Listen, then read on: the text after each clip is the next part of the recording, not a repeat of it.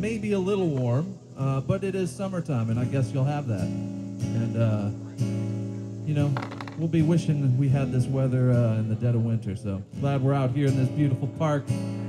My name's Dan, I'm with Vote Common Good. We're gonna sing a little song to get you over here, get you settled in, and then we're gonna hear from some great candidates and talk a little bit about what we do at Vote Common Good. Faith, hope, and love, supporting democracy for all. But this is an old protest song from the 60s, and if you know the words, feel free to sing along.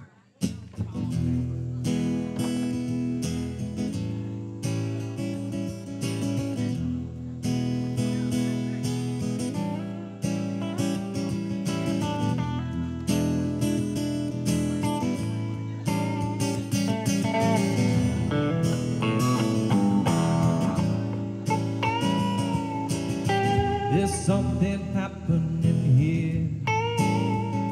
What it is ain't exactly clear. There's a man with a gun over there telling me I've got to beware. Think it's time to stop. Hey, what's that sound? Everybody look what's going down.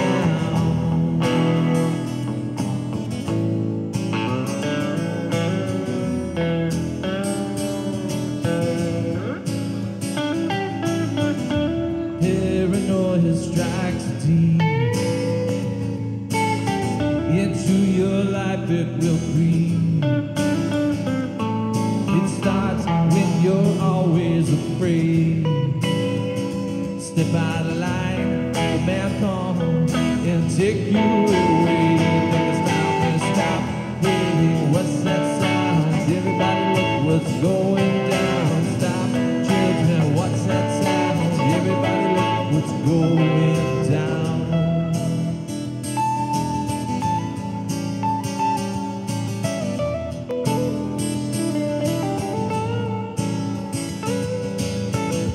Bad lines being drawn. Nobody's right if everybody's wrong. Young people speaking their mind, getting so much resistance from behind. Think it's time to stop. Hey, what's that sound? Everybody look what's going down. Stop, children, what's that sound? Everybody look what's going down. Stop, hey, what's that sound? Everybody look what's going down.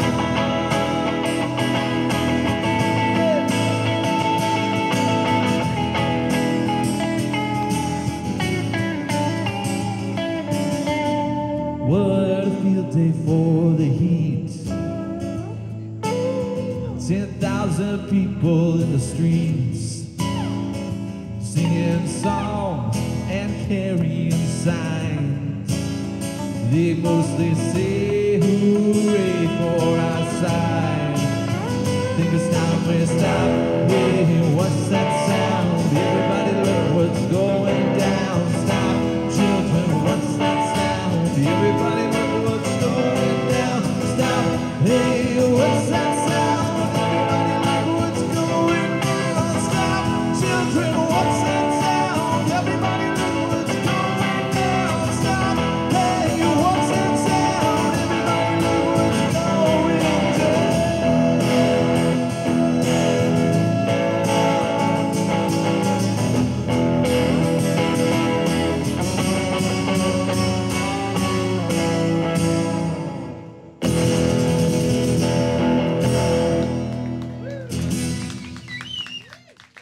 You know, for some of us, that's one of the most fun parts of this whole thing, is jump-starting a little event. And we have been looking forward to jump-starting an event in Delaware County, Ohio, since we started driving here from Pennsylvania. Before that, we were driving here from North Carolina. Before that, we were in Michigan. Some of us live in Minnesota. Some of us live in New York. Some of us in Michigan and Arkansas and Oregon. And we're from all over the place because you all are part of a movement that matters in the United States of America, and we're glad to be here with you. So thanks for being out here on this great morning. My name, that's an applause line. There we go. I just got my Jeb Bush on. Please applaud. Thank you. And let's make this a little bit rowdy out here. You know, sometimes Democrats tend to move around the country as if we're inside of an electric vehicle. Sometimes an electric vehicle comes up and you don't even hear them. There might be a lot of people in there, but you don't hear them. And then people on the other side of the political idea in America tend to drive around without mufflers on or big Harleys making a whole lot of noise. There might not be as many people, but they're being noisy. So in our little work, we like to tell people not to be quiet. We want to tell people that are being too quiet to wake up, speak up, and stand up. So we're really glad you're here. So let's make a little noise this morning. Make a little noise in this park. We'll make a little noise for the next 97 days, and we'll make a lot of noise on November 5th. Am I right about that? Yes, we will. Now, we're super glad to be here and glad for the work that Peg is doing. As you can see, we're glad to be part of the Delaware County Democratic Party's organization. Peg, would you come tell us a little bit about it? I know a lot of these people know, but all the people that are watching around the country and the people who care about the good work you're doing would love to hear what you're up to. Great, thank you. Thank you. I want to welcome Vote Common Good to Delaware County. We are delighted to have you here. It's wonderful to have a presence of people that have read something about Jesus. And don't just tote guns in his name. But anyway, I'm glad to have everyone here, and I want to say a little bit about the top of our ticket. We're really excited about Kamala Harris. It would be nice if Ohio could vote for her, because then I can go cast my vote in the Electoral College. Yeah. There you go. Are you an elector? I am an elector in the Electoral College for Ohio. Woo! I can go to Columbus December 17th and get President Harris into the White House. Then next on the ticket, we have Jerrad Brown. Yes. Jerrad Brown has been moving up his vote share in Delaware County. He was at 38.8% 12 years ago, 6 years ago. He was at 47.4% in Delaware County. This year, Jerrad Brown expects to win Delaware County. Ohio State Supreme Court has the opportunity to elect 3 justices to the court that believe that boneless chicken wings should be boneless. Amen. Hey. If you haven't seen that. Anyway, we are proud to have our candidates that are here today. We've got candidates for U.S. Congress, candidates for our Ohio State House, and I think we're expecting one of our countywide candidates to come. So welcome to everybody here, and we hope to have you back again. We're glad to come back. Thank you so much. Thank you, Peg. What a great honor. I don't know about the rest of you. I've never met an elector in the Electoral College that's going to cast their ballot. Now, you know what we hope? We hope after the electors pass their votes on to Congress and they're certified, that a bunch of people don't gather together at the Capitol to try to overthrow the government and stop the certification, right? Because insurrections are not the way we move forward in this country. Now, Vote Common Good is not a part of the Democratic Party. We're just people that want to make the common good our voting criteria.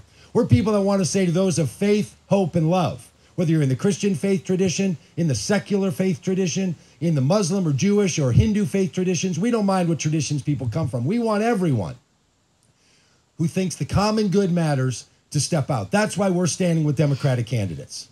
We stand with Democratic candidates because we believe they care about the common good.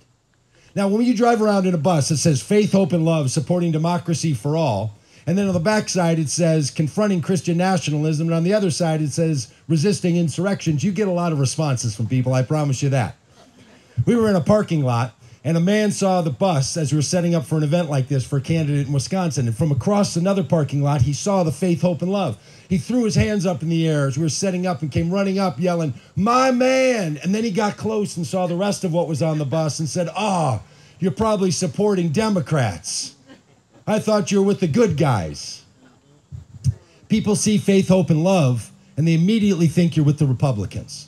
Happened in another parking lot. A truck pulled up in front of us as we were coming out of the grocery store, and a man said, "When I first saw your bus, I started grousing. There they are again." Then my wife said, "No, hang on a minute. Read the whole bus." And he pulled around and he said, "Thanks for the work you're doing." I bring that up because so many people have been convinced that if you care about faith, if you care about hope, if you care about love, if you're a Christian, or if you're an evangelical like I am, I've been an evangelical pastor my entire adult life, they think that people like us have to be in with the Republicans. A lot of pastors tell them that. A lot of candidates tell them that. A lot of political parties tell people that. We know that's not true. I come from a little tradition of progressive evangelicals. You might not even know that exists. A lot of people don't know about progressive evangelicals. They might think they could all fit inside that bus. There's a few more of us than that, but not many. But there are progressive evangelicals. Now, it can break your heart. Break your heart when you find out that in 2016, 81% of evangelicals from the white evangelical tradition voted for Donald J. Trump. You know what else that means? 19% didn't. Yes. It might encourage your heart to know that 74% of white evangelicals voted for Donald Trump in 2020.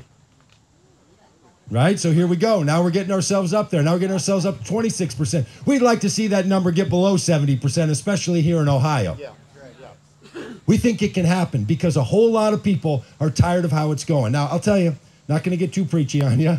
It's a Wednesday morning, not a Sunday morning. But as somebody who believes in his deepest of hearts that every person is the beloved child of God, light of the world, salt of the earth, as Jesus would say,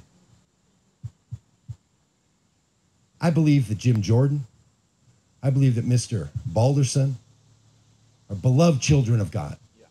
They're lights of the world, salt of the earth. But not every light of the world should be a representative in the United States House of Representatives, and these men need to take their dim little lights and move on and let some people who want to care about the common good for all of us, like Jerrad Christian and Tamie Wilson, do the good work of the American people. This is not about telling them that they're no good. We're here to remind you how good you are and how good we can make the common good for everybody. So we're so glad that you're with us. We believe we need a different political imagination in this country that doesn't give up on anybody. Doesn't leave anybody behind. Can I tell you a quick little story? 2 days ago, we were having a meeting in Pennsylvania. It might have been 3 days ago. It's hard to keep track. It's a preacher's embellishment. A few days ago, we were in Pennsylvania doing an event for somebody running for the state house there. There was a little confusion about the place we were meeting. It was an old restaurant that had closed.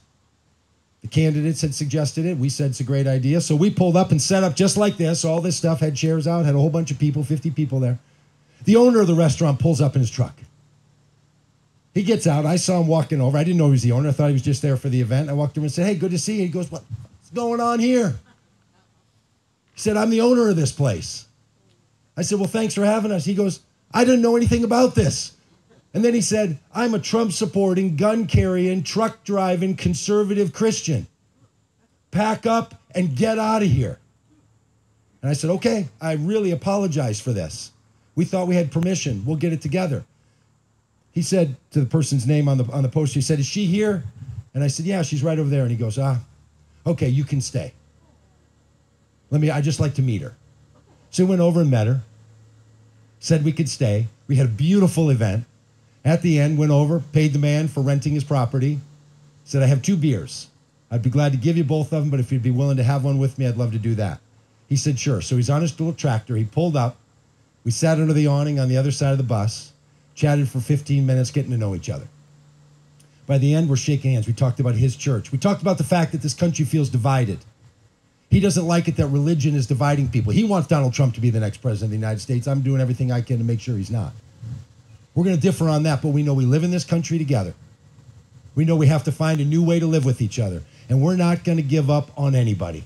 I don't know who he's going to vote for on November 5th, but when he walks into that voting booth, he knows he's got a new friend that thinks differently than he does. And every one of us knows somebody who might not know they should vote for Tamie, or might not know they should vote for David, or don't know yet about Jerrad, but you can introduce him to him. And I want to encourage you on this Wednesday morning, don't give up on anybody. Nobody's too far gone yet. In the Christian tradition I come from, everybody's walking on a Damascus road someplace. And it just might be a moment when they can get a new vision for how they could be in this world. And that's what we're all doing. We're not just here to win elections 50% plus one. We're here to deliver a new political imagination, a religious imagination to all of us. So thanks for being here. We're not going to give up. Every county has the same responsibility to do what's in the best of the common good. Now, you're going to hear some musicians. You're going to hear from some candidates. And there's a whole bunch of people that watch this all over the country. The people that are here are part of a movement we have called Common Good Candidates. And it's really important that people all over know that there's people doing the common good, because sometimes we only hear from the same old people and we end up thinking the same old things, and we all need to find some new ways to think. So we're going to introduce you to Joel here. Joel's going to serenade you with a little beauty and song. Joel just joined us a couple of days ago. We met him in North Carolina a few weeks ago. Knows what we do. He said, hey, I'd be glad to come along. So he's coming along with us. Met up with us in Pennsylvania, rode with us over here to Ohio. You're going to hear from him. Then in a little while, you're also going to hear from Clay, who lives right here in the area. Just met Clay yesterday. Chatted with him on, on a Zoom call a while back, but just met Clay. So if you feel like you're new, Clay is new.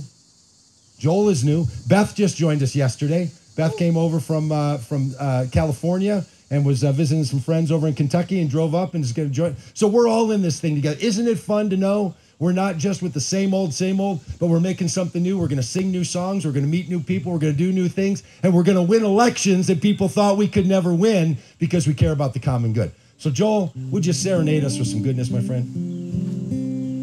Howdy.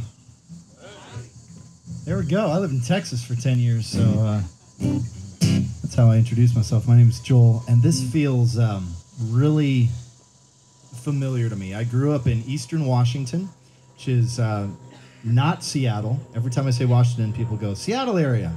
Sure, 4 hours from there, yeah. So the farmland, the sort of smaller cities, this really speaks to me. It makes me feel right at home. I grew up somewhere between the Duggars and the Amish. Just super that. And as I grew up and I lived in Texas and I got married and started working at churches, I started to just question a lot of things and realized I took a lot of things for granted. Honestly, I was a good person. I really wanted to see goodness and light and hope in the world, but I didn't know. I didn't know what I didn't know. So I started picking things apart around 2016, and far too late, I'll admit that. But I feel like a lot of these folks that we think of as just, how could you be so ignorant? How could you be so blind? They're really, honestly, good people that don't know what they don't know. And I'll tell you, the people that changed my mind were not people that yelled at me and called me names. They were people that just patiently, they deserve something. If there's a heaven someday, they deserve crowns in their stars in their crown, because they spoke kindly to me and they just explained stuff to me and said, hey, check out this website or check out this whatever. So I just want to encourage you to just choose kindness in your dealings with whomever it is. And I love that story Doug told about Chris the other day. That's beautiful. And I think if we can get together and just see people face to face instead of on the other side of a God-blessed keyboard, we might be able to dialogue. So I wrote this song a couple years ago, and it's called Faith of My Fathers. And I'll invite you to sing with me a little bit when you catch on to it. But here it is. I don't want the faith of my father that bombs, segregates, and enslaves, that uses scripture as a weapon. If you're a woman, immigrant, or gay,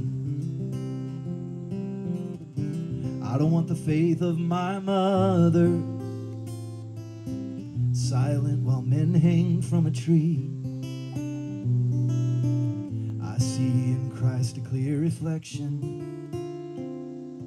a love beyond our wildest dreams.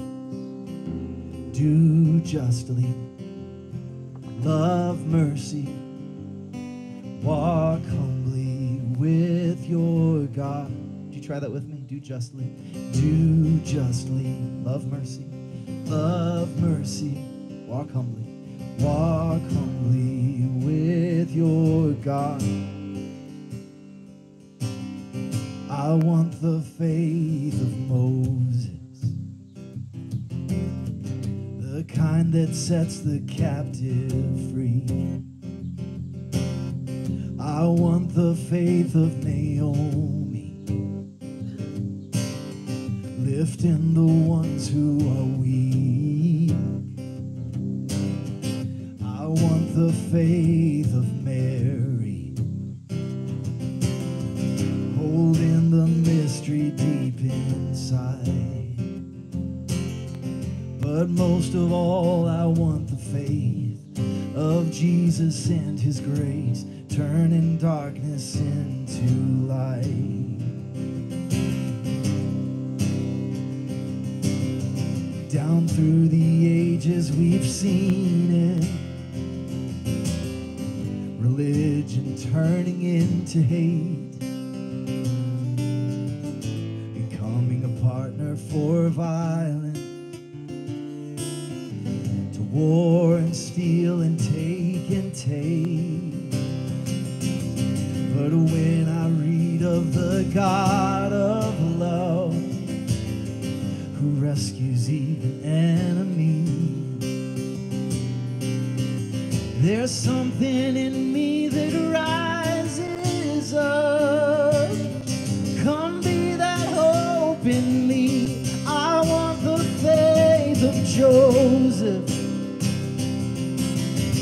forgiving those who do me wrong. I want the faith of Hannah, turning my grieving into song. I want the faith of Deborah, leading a nation out of shame.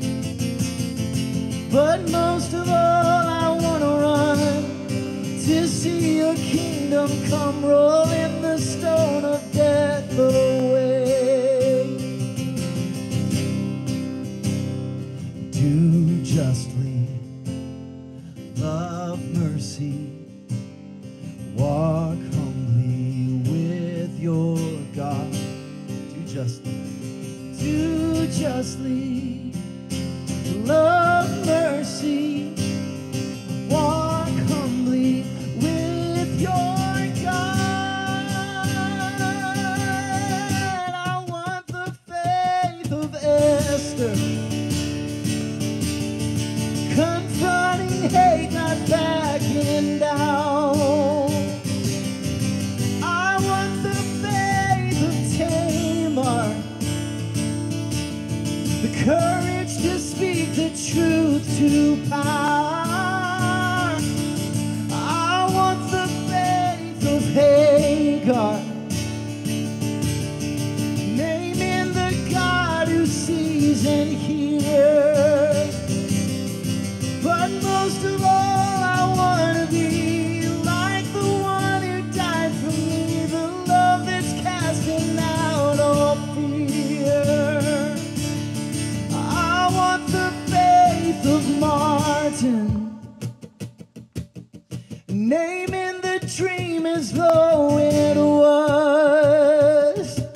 Oh, I may not get there with you, no, but I know that we shall overcome. I want the faith of Malcolm and Mamie, demons we face and see the truth. But most of all, I want to be like Jesus was for me, the love that's making all things new. But most of all, I want to be like the one who died for me, the hope that's making all things new.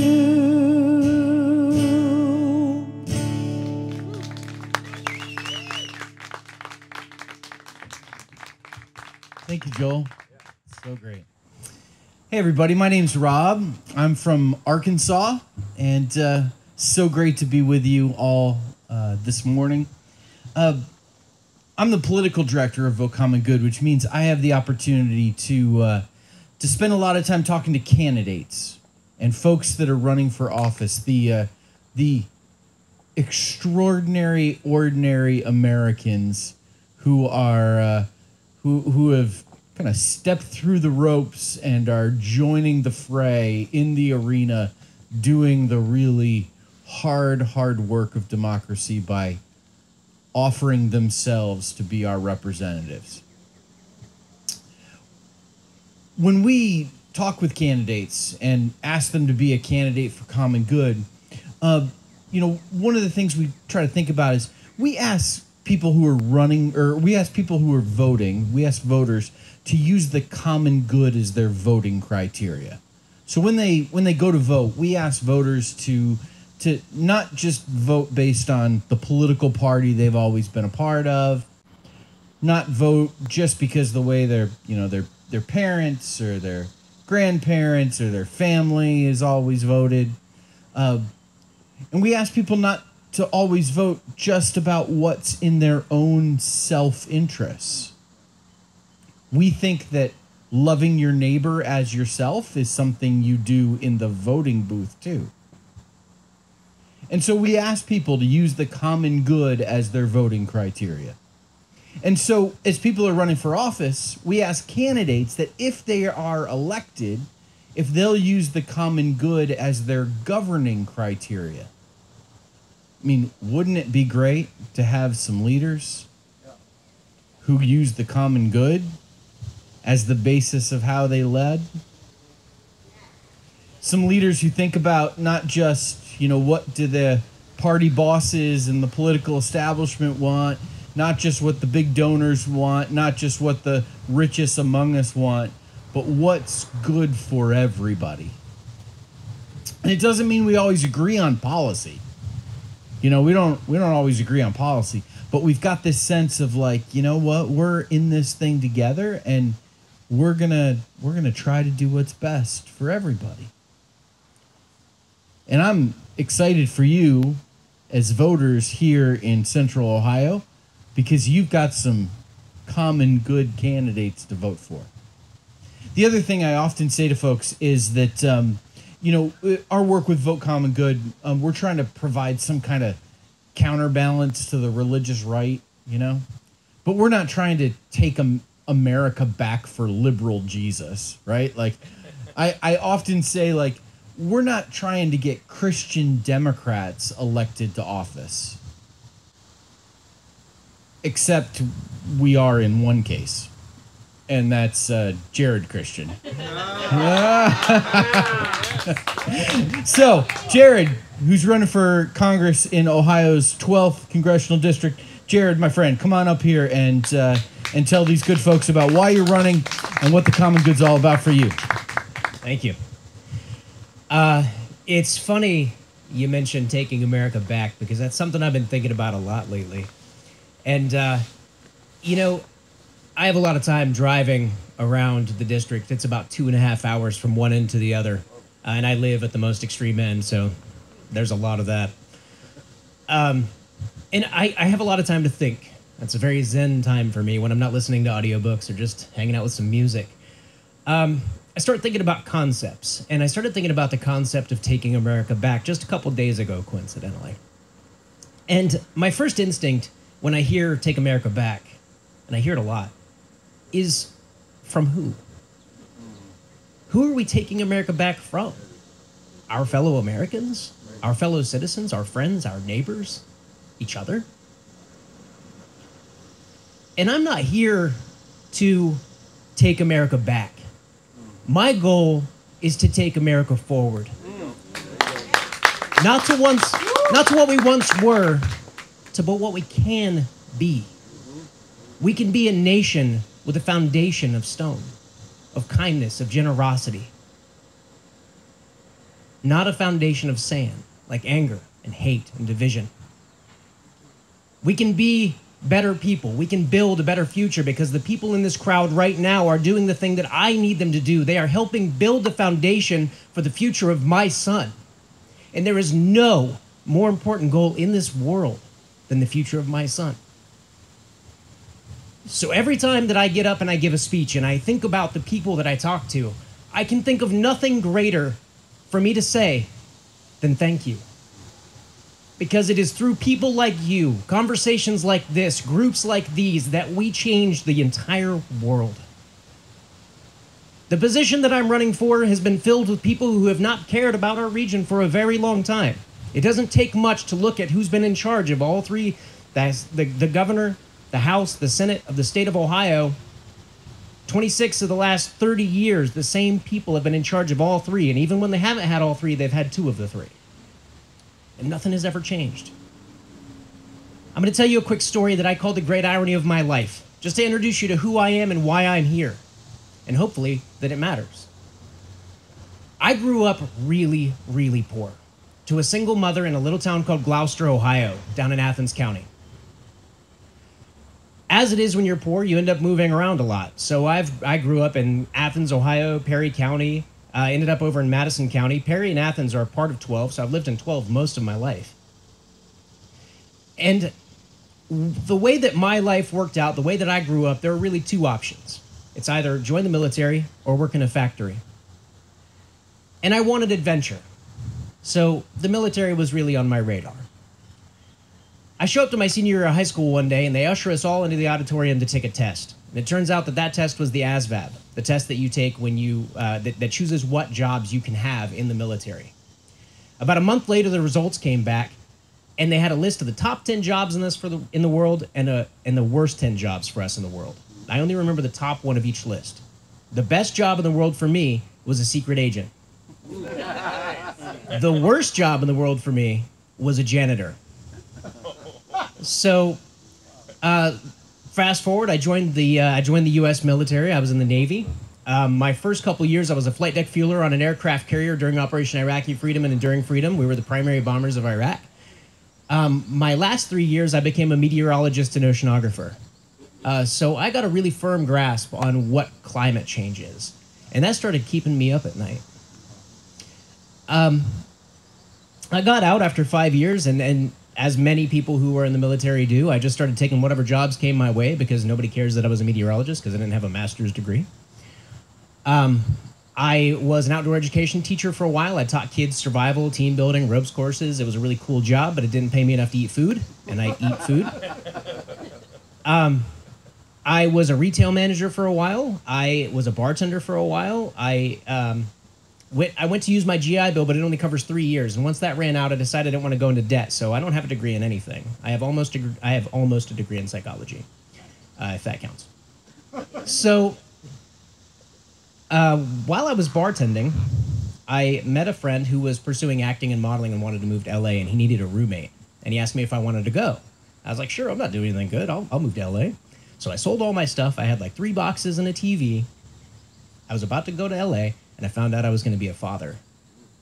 So I didn't go to LA.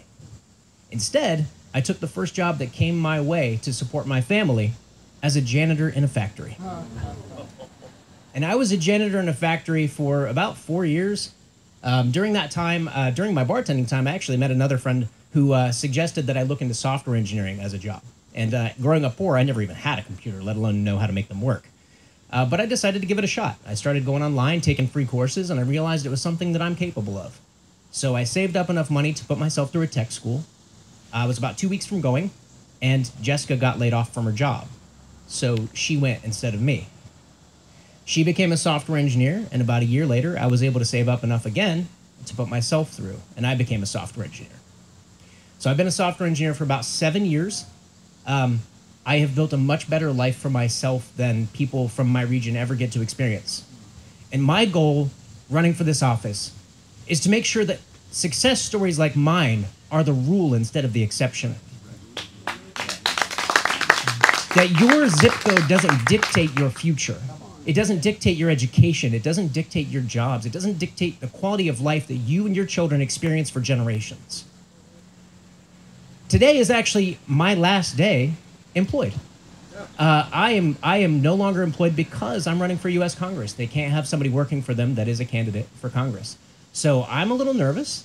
I'm not a big fan of not having a job, but it gives me an opportunity to dedicate all of my time to this, to come out and meet people like you much more often than I could. Working a full-time job while running for Congress is a little much. But here we are. I'm going to live off savings for a while until November when I crush Troy Balderson. So I'm Jerrad Christian, running for Ohio's 12th district. Thank you. Thank you for all being here.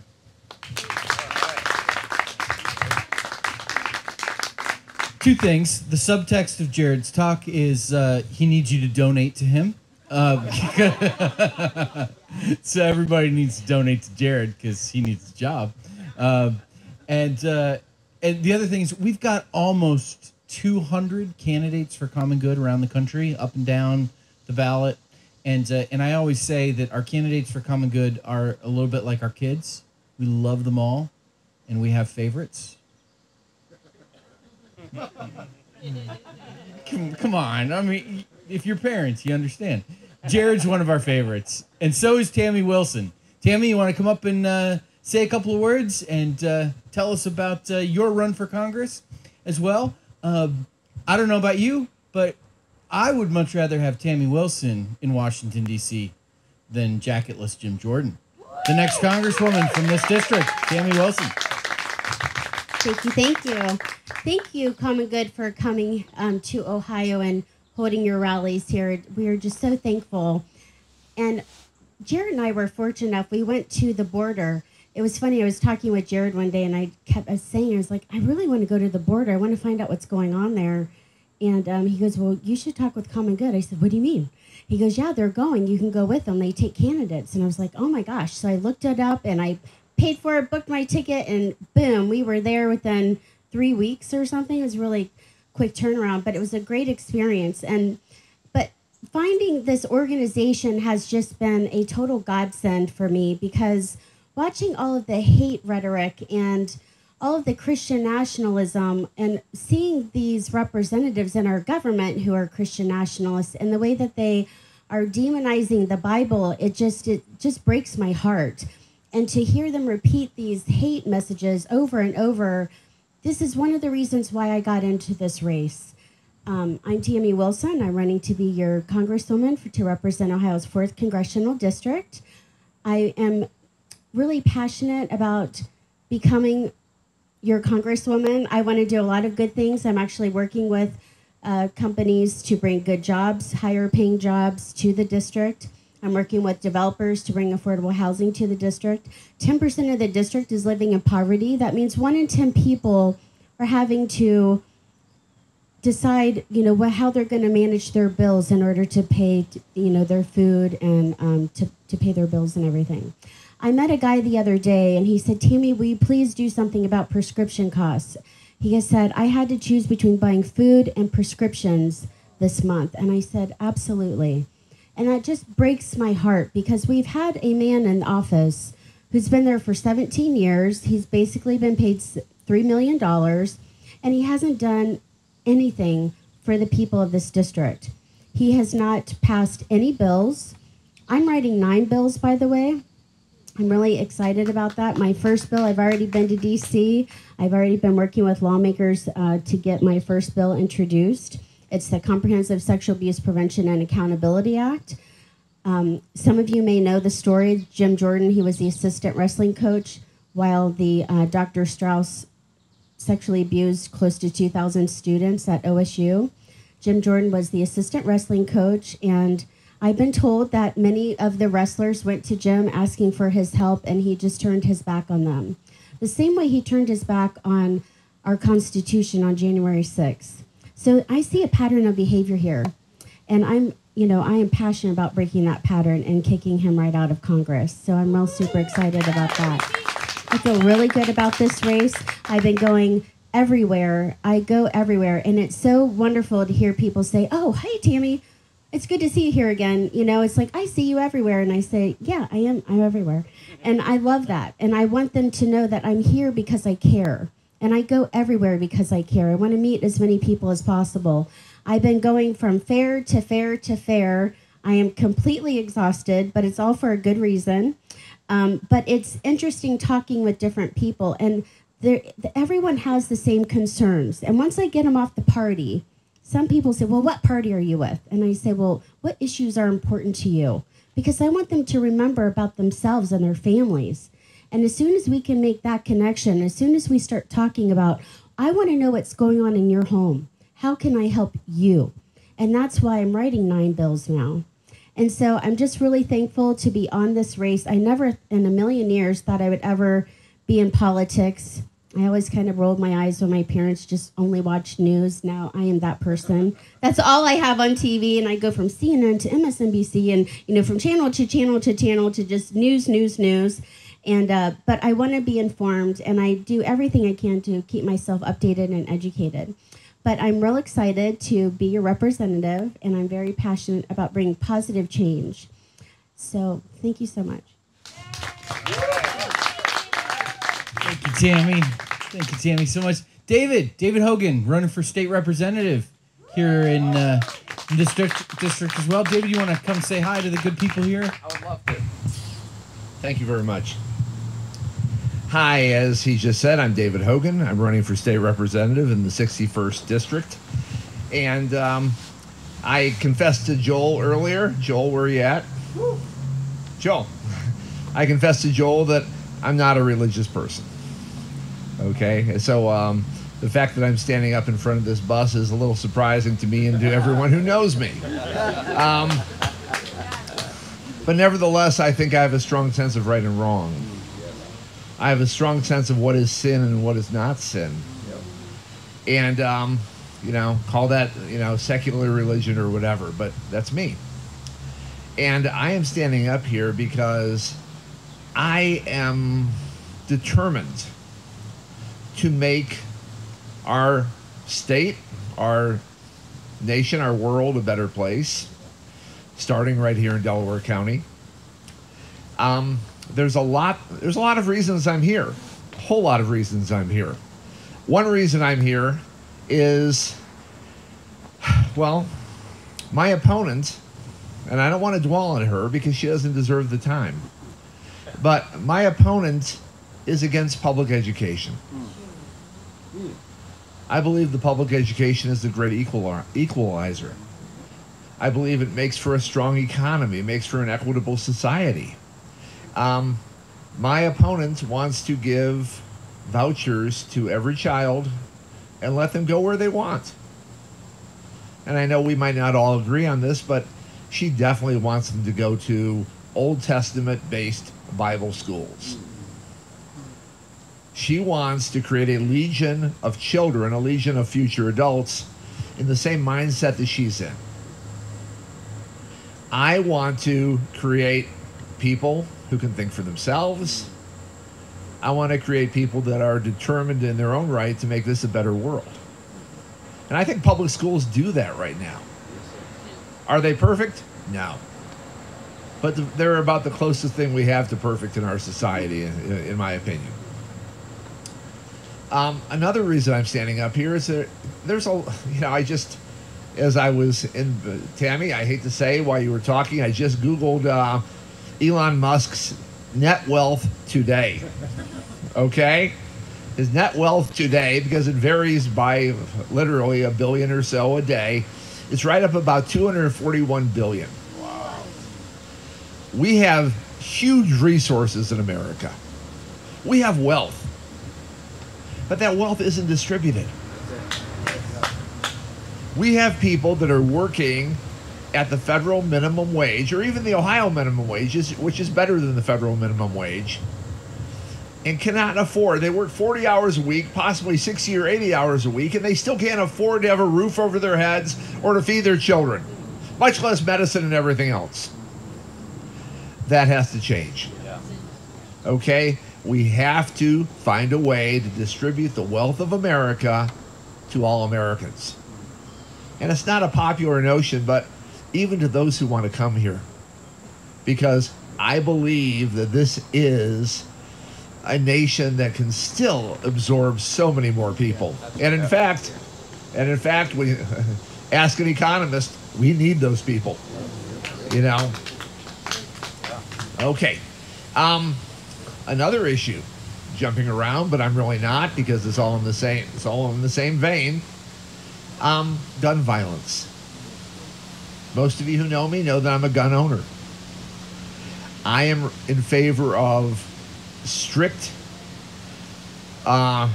regulations in terms of purchasing weapons. Other states have great models for it, where you literally have to go through thorough background checks, both criminal and mental health histories, to determine that you are not going to use them recklessly. But even more so, there are so many loopholes in the current system of how to buy guns, what we would call illegally. You go to a gun show, you plunk down cash, and you walk out with deadly weapons.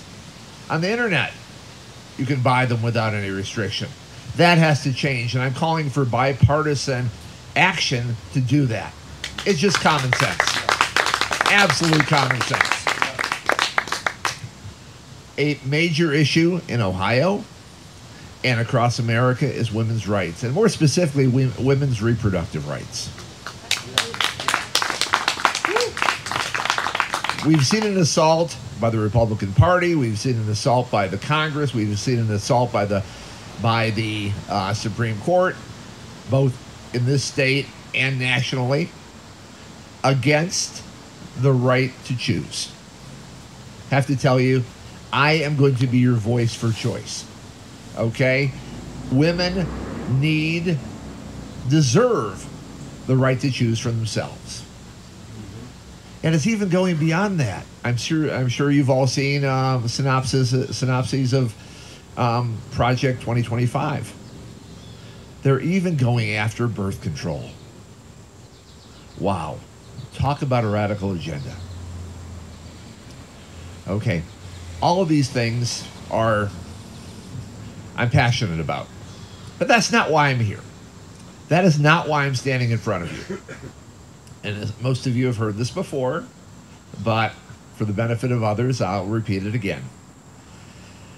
I'm running against a woman by the name of Beth Lear. Beth Lear is, well, she makes Trumpers look moderate. Beth Lear is, as I was describing earlier, has a very Old Testament agenda. She has actually talked about stoning gay people. She is very much against women's right to choose. She's very much against public school. The only thing she's for in life is guns. Okay? Everybody should have one, regardless of age, regardless of background, regardless of training, anything. But one thing that she is leading the state legislature in is her rabid fight against LGBTQ community. And when I learned of this, she is on the forefront of every piece of legislation condemning gays and gay rights. And my wife Leanne and I were talking about this.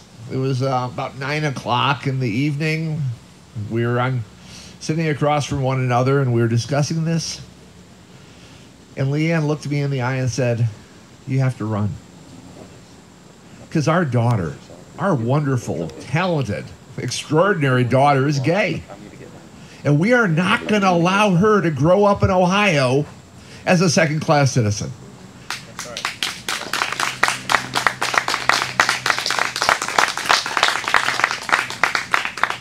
We are not going to allow people to be persecuted for those who they love. That's why I'm standing up here right now. It's an uphill battle. We've talked about this. There has not been a state rep elected from this county for 100 years. A Democrat, yeah, yes, one of us for 100 years. I'm bound and determined to change that. I hope it happens for both of us. Rachel Morocco is running in the southern tier. I hope it happens for both of us. Because we need to have more moderate, and I'm not even talking about liberal, moderate, enlightened voices in the State House. Because right now, we have bigots. We have people that thrive on hate, that call for votes on hate. I'm actually calling for votes on the basis of love. Okay? Thank you very much. What an honor, Dave. Really appreciate you. Thanks to all of you that are running. Hey, maybe you're somebody like me and you count the words that are on a bus, and there's 26 blue and white words on that bus. A bunch of others in black ink that we're going to ask you all to join in, but 26 words on this bus. 3 of them are really important. We the people. Politics is a people movement. The United States of America is a people movement. Religion is a people movement. Sometimes our identities that we all carry, many identities. A lot of us go by a variety of names, right? I'm Doug. I'm also Duke. I'm also Poochie. I'm also a Babu, which is my grandfather name, the name I'm called when I was as a grandfather. When I go into different places, I play different roles. We all have many identities. Sometimes our identities get conflated. There's a lot of political identities that get tied in with religious identities, and people can't separate the two. It's almost like people drive into Wendy's and order the number 2, and it just comes with a side dish of fries. They don't know they could order the side salad. So a lot of people went to church, or their parents were religious, and they became a Christian of some variety, and it came with a side of republicanism. They didn't know they could swap it out. These identities get wedded together, and when those identities start to pull apart, that becomes a big human project that we're all in. So you end up standing in new places, talking to new people, realizing the world is bigger and brighter, and the we, the people, just gets bigger and bigger and bigger. So we want people to have a different political imagination, that it can be supporting democracy for all. And we're not just going to win so that other people are on the bottom. We're going to win so everybody can participate. But we also need, for some of us, and for a lot of your voters, and for a lot of people, you're going to walk up to their doors and meet them at a farmer's market and see them on the road and are over here fishing and enjoying the park. They've got a story about God in their head. And for some of them, they can't seem to break that story to set themselves free. That brings me to Clay, Ohio's own Clay, from right here in Ohio, right here in these districts. He's gone through some of that. He's got a beautiful song about it. My wife ran into this song a couple of years ago, a year and a half ago maybe? I don't know how long ago, a year and a half ago. Found it on Spotify. Somebody, I think, had sent it to her. She sent it to me. She was crying listening to it. I started listening to it. I started crying listening to it because it wasn't only Clay's story. It was my wife's story, and it was our story. So we hunted him down on the internet, found him over here in Ohio, and swung by in the bus to pick him up and take him along with us. So maybe this song will not only connect with you, but I know this is a kind of song and kind of story and kind of experience that connects with a lot of people in these districts, a lot of people in Central Ohio, a lot of people in this country who need to be freed up from the thoughts in our heads. And we all know you can't blame people for the thoughts in our heads, but we can help people to replace them with some that lead us to new places. So Clay, thanks for this song. Thanks for being a part of all this. Thank you, Doug. Doug introed my song better than I could, but I was raised conservative evangelical my whole life. The 2016 election was a huge turning point and helped me start to deconstruct my faith, and it's ever evolving. And at that time, I wrote an album, about this, and most of the album is a lament, and it's sad, and it's me getting out kind of the anger at the people who had instilled these morals in me only to turn their back on the morals. And so when I got done writing that album, I wanted to write something hopeful. And even though my faith had evolved and I had a million questions about God and for God and what is God, I don't know. What I kept discovering is that I kept seeing divinity in the people around me. My wife is a multiple disabilities elementary school teacher. We live up by the lake near Fremont, and I would see it in her students. I'd see it in our son, who is autistic. I would see it in my Uncle Russ, who I mentioned in this song, who is gay. Russ and Gus, two of my favorite people. And the people that had always been looked down upon around me, I found so much life and love and divinity in, and I could not help but write this song called Does God.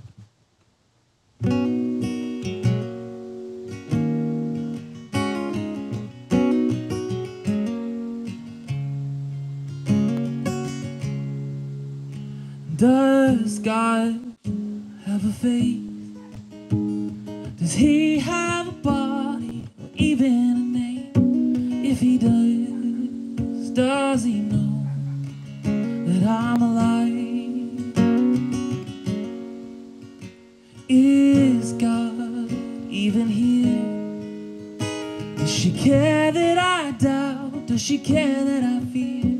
Something tells me God will survive.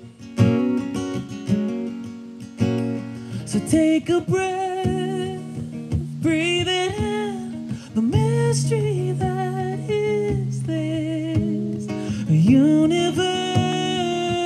we don't know, but I think the truth is, if God has a face, his face must look like yours.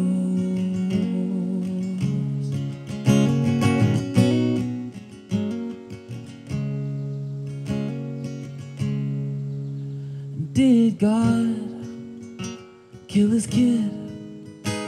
Did he have to have blood before he could forgive? Or maybe we made a God that looks like us. Does God know my name? Is the ache in my soul just confined to my brain? Even so, does that mean that it's not real?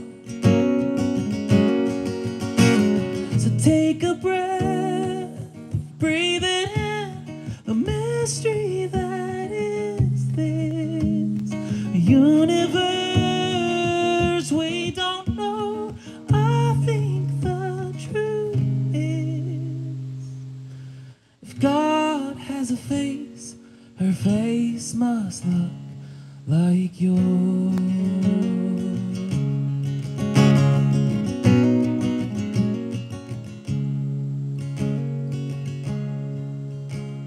A face like a Tina, an Ahmed or Mildred, a Russ and his husband, Gus and the children.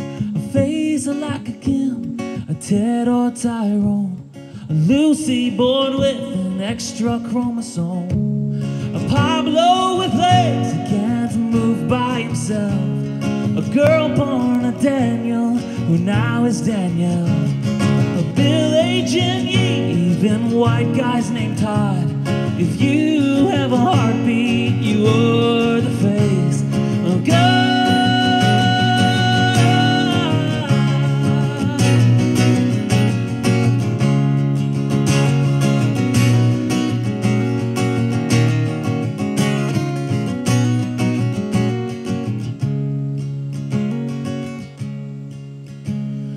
Take a breath, breathe it in, the mystery that is this. A universe we don't know, but I think the truth is, if God has a face, her face must look. If God has a face, his face must look. If God has a face, their face, it must be yours.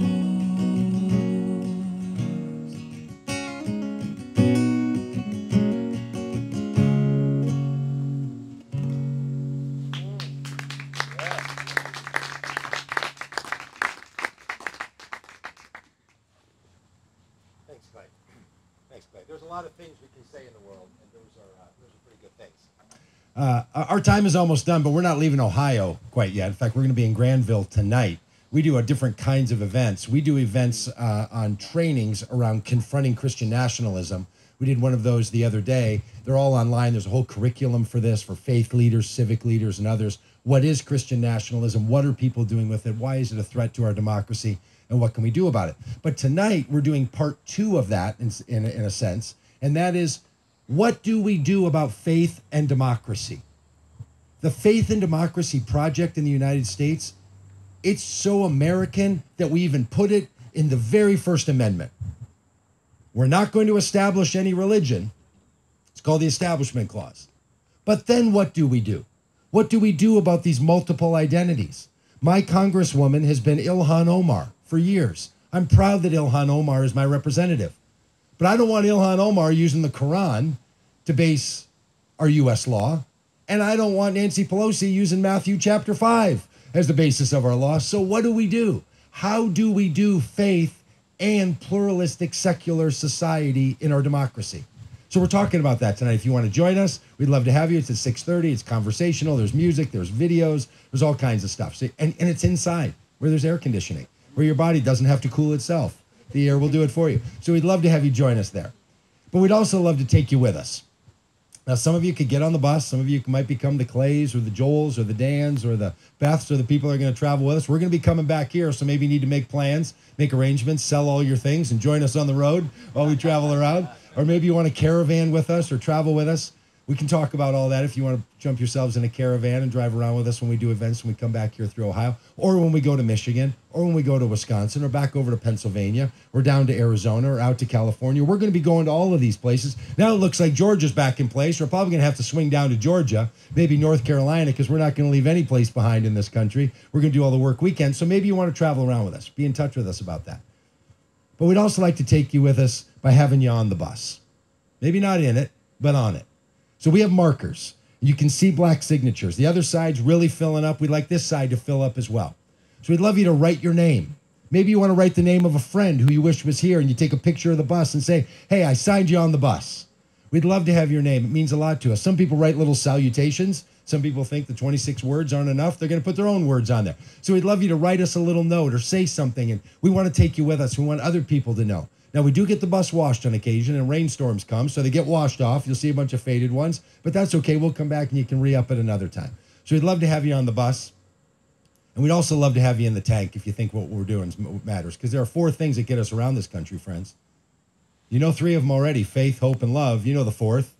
Diesel. Diesel gets us around the country. So we have a little campaign called We Love You in the Tank with us. We even give you a shirt or something. In fact, we have hats and shirts and buttons over there. We don't charge anything for that. It's just donation-based. Tim will probably tell you, pick a number and add whatever number of zeros after it you want. If you want to add 6 or 7 zeros after a 1, that would be just fine with us. Or if you want to add 0 zeros after a 1, or whatever you want. So you make a donation. We'd love you to take something with us. But if you want to chip into the gas that it takes us to get around, all that money really does go straight in the tank. So we'd love to have you in the tank with us and wear a little shirt.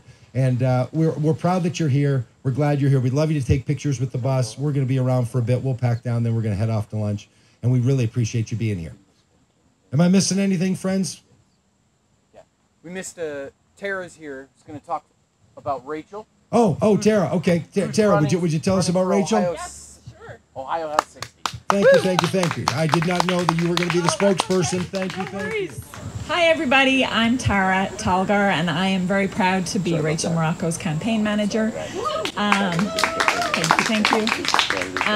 As David mentioned, she's running the other state rep running in Delaware County, and we're very excited about our race this year. We're one of the few races that is doing better with the new maps. Her race is a lot more competitive this year than it was in 2020, which is very exciting. So we think it's going to be really, really close race. So everything that we do is going to bring us that step closer to winning this race for her. We have tons of volunteers writing postcards and knocking on doors already. This coming weekend, we're going to be partnering up with the Sherrod Brown campaign and with the Delaware County Democratic Party for 6 canvas launches out of Delaware County. So we're really excited about that. Rachel is a pediatrician, which is why she can't be here today because she's working. She is a mom of 2 sons who are in the Olentangy School District. I met her through our work with Moms Demand Action, which is a gun violence prevention organization. She was very focused on raising awareness about safe gun storage. That's how we crossed paths originally. I was very happy to be a volunteer on her last campaign, and we were so excited to convince her to run again because she's a fantastic candidate. And I hope that you all tell all your friends to get involved. We have to get the word out about her campaign because name recognition is really going to be huge for her campaign. And it's going to be such a tight race that every conversation that you have with a friend that lives in Powell or Lewis Center or the parts of Dublin that are in her district, or any of your friends that might be in the district, could make the difference for getting people out to vote. So thank you guys all so much for being here. The last few weeks have been, there's been a considerable increase in the level of hope around the place. So it's really exciting that you guys drove in with your hope bus. So thank you guys for being here.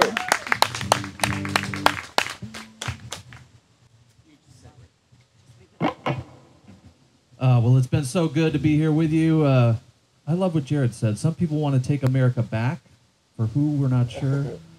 But we want to go forward. We want to take America forward for everyone, democracy that works for everyone. And one thing we're not going to do is when bullies tell us to stop talking and stop speaking up for those who can't speak for themselves. As the good prophet Tom Petty said, we won't back down.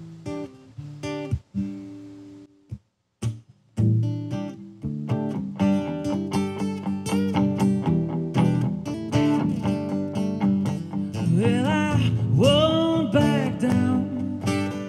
No, I won't back down. You can stand me up at the gates of hell, but I won't back down.